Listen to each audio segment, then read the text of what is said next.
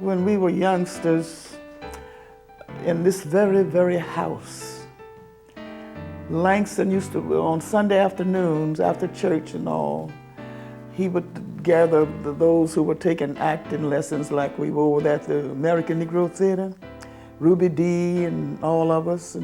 And we would all gather here and meet and listen to friends of Langston's. And Langston himself was a very good reader. And he would throw pillows all around here on the floor. Robert Earl Jones, James Earl Jones's father, he would read I've Known Rivers. Those were the days that we learned to love the works of Langston Hughes. A lot of the people who sort of flocked into the household, they were coming with their eyes and they were coming with their mouths to speak. They thought just to speak and get inspired by Langston Hughes, but Langston Hughes was also keen on what vision they were sharing with him. In 1926, Langston wrote his first book of poetry, The Weary Blues. Hughes said the jazz and blues expressed the wide range of Black America's experience, from grief and sadness to hope and determination. He strongly believed that music and poetry worked together. Jazz and blues were key elements of the Harlem Renaissance, a time when African Americans in an uptown section of New York City started a movement to celebrate their culture. Bring me all your dreams, you dreamers. Bring me all your heart melodies, that I may wrap them in a blue cloud cloth, away from the too rough fingers of the world.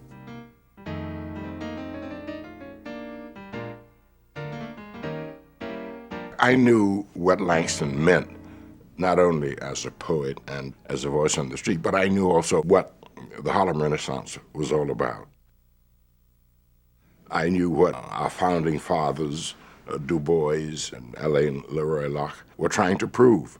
They were trying to say to the world that how can we be second-class citizens or inferior people if we can create first-class art? We thought we had to prove a great deal to the world to show that we were indeed a people, that we were not animals, that we were not inferior. And our arts, therefore, had to represent our capacity to excel at all levels, at all times. And Langston said yes, but it needn't be stiff, it needn't pretend to be white. I wish the rent was heaven sent. In order to be first class doesn't mean you have to leave out, being Black. It's such a bore being always poor. It can be just as happy, just as creative, just as much us as it can possibly be. Shake your brown feet, honey. Shake your brown feet, child. Shake your brown feet, honey. Shake 'em swift and wild.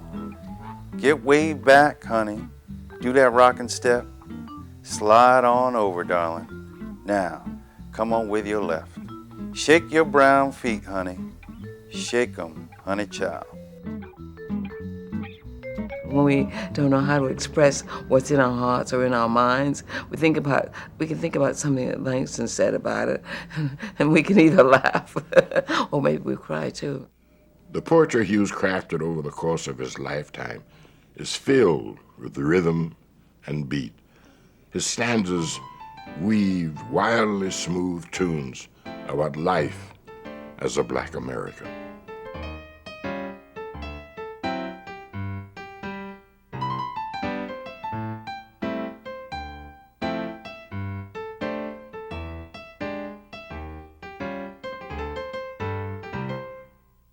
This is sheet music.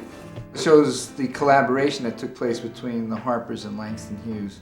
But this is a song. It's called "Grab It and Hold It," a novelty comedy song by Langston Hughes. When I was just a teensy-weensy baby, 1 month old, Mama gave me a bottle too big to hold. And every time I went to take a little sip, that god-darn nipple slipped from my lip. I had to grab it and hold it, grab it and hold it, grab it and hold it. I had my teeth, my lips was thin, raring to get that nipple in. Grab it and hold it, give it a fit, grab it and hold it, grab it and hold it, make that nipple fit. Grab it and hold it, grab it and hold it. Couldn't let it go, 'cause I'm liable not to get no more. When we first decided that a part of our responsibility as artists was to go around to schools, you walk out to a classroom of little children sitting there, and the teachers has warned them all, we're going to have some poetry today, have some more, and the kids are sitting there, they're frozen. So now how are you going to warm them up? How are you going to open them up? How are you going to let them know that this is going to be fun? Well, Langston had a poem that said, my old mule got a grin on his face. Been a mule so long, he forgot about his race. Now I'm like that old mule, black and don't give a damn. You got to take me like I am. Well, the school children hearing people saying, damn, it's poetry. Damn is a poem. Woo-hoo. So they would get interested. Langston could create contact for you with anybody, any time, any place, anywhere. Ossie and I, you know, my husband, we were always using his poetry and writing for permission, and he would give us permission, and sometimes he'd write us little notes, especially for Ossie and Ruby, you know, who do so well by my poetry. He once wrote us in green ink. Ruby and I, in a sense, competed with Langston over his works. We always thought that we could read Langston's poetry better than Langston could. And we wanted him to sort of step back and let us do it, you know. We never had an open competition, you know, but we'd watch how he did it, and he would watch how we did it. And always it was something to hear. Well, son, I'll tell you, life for me ain't been no crystal stair. It's had tacks in it and splinters and boards torn up, and places with no carpet on the floor bare. But all the time I've been climbing on and turning corners and reaching landings, and sometimes going in the dark where there ain't been no light. So boy, don't you turn back. Don't you sit down on the steps, 'cause you finds it kind of hard. Don't you fall now. For I still climbing, honey. I still going. And life for me ain't been no crystal stair.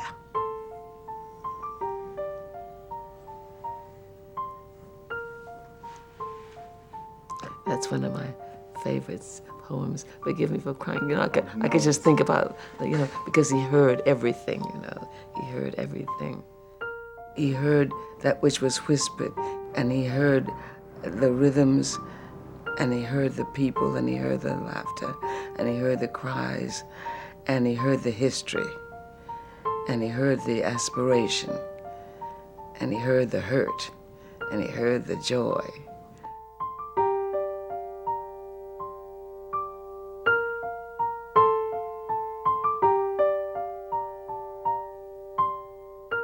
Langston's poetry has been translated into over 60 different languages. And I can see Langston now laughing in all of those different languages. I met Langston Hughes in 1962. Now, that meeting was typical of the way Langston Hughes was. I had received a John Hay Whitney Award for a creative writing award. That was a national award that used to be given out to minorities at that time. And Langston came to Detroit, and there was a party given for him. So he said, where's this young writer who received the Whitney, and why isn't he here? And Margaret Danner, who was a poet that Langston Hughes had also helped in her career, she called me, I called Woody King. He said, look, I'm going over to see Langston. Would you like to go with me? And of course, yes. We became his guides through Detroit, and which was his way of saying, you have to keep young artists involved. Langston Hughes was, I don't think I met anybody during that period who had not been helped by Langston, if they were writers and they had ever met him. he made it his business to help you and to guide you.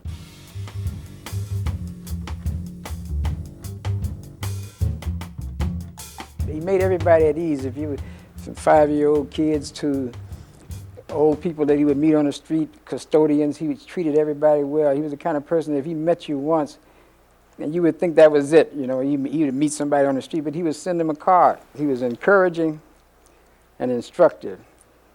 He taught you how to use your gift more than on paper. My first play, Who's Got His Own, which was done at the American Place Theater, the people were pretty intense, and I remember he was saying, all of them had such wide nostrils.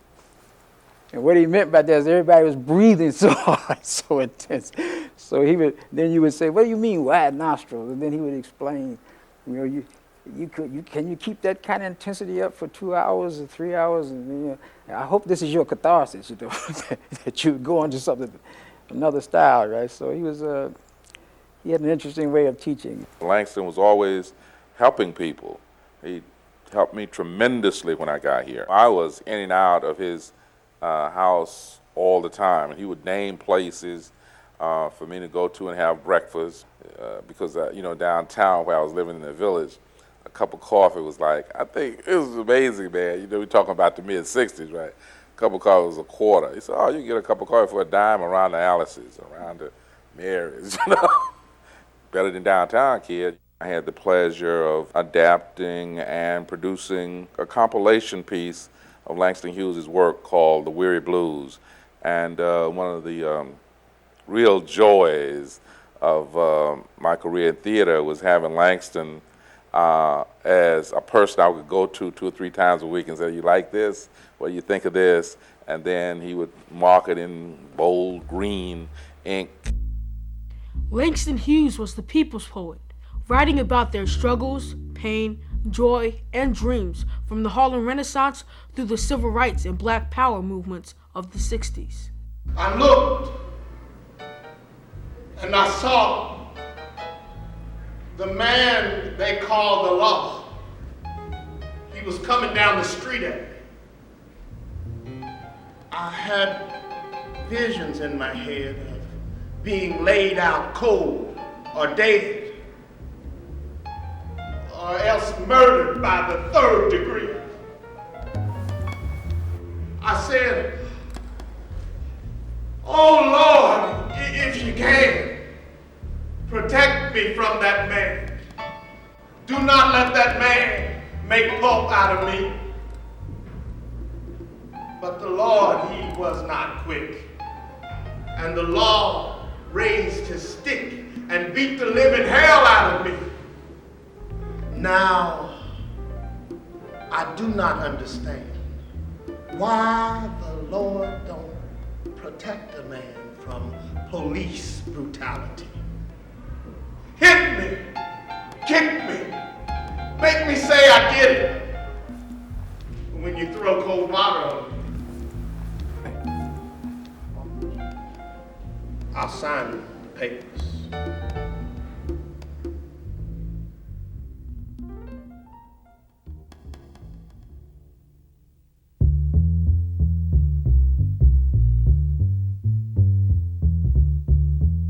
Langston Hughes just being Langston Hughes is an influence to me. The fact that he was writing in a vibrant time, and what he was writing was relevant to that time. It was in the language and in the dialogue of what people were speaking. It's the foundation of what I do. What's up, y'all? How y'all feeling? What up, fam? What up? Yeah, how y'all feeling today? We're gonna look at some historical landmarks, and we're gonna explore Langston Hughes' legacy. My introduction to Harlem culture was like Harlem Week. With being a teenager and coming up here to Grant's Tomb to look at girls. As far as Harlem's place in our history, Harlem has always sort of been like a benchmark for black people culturally, like what we can